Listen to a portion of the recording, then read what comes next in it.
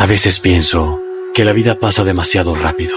Un día tienes 20, cierras los ojos y de repente tienes 30. Las amistades que juraste eternas se fueron apagando. Los amores que creías infinitos se volvieron recuerdos.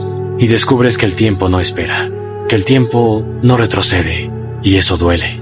Duele saber que no siempre diste lo mejor de ti, que callaste palabras que pudieron salvar vínculos, o que no abrazaste lo suficiente a quienes hoy ya no están.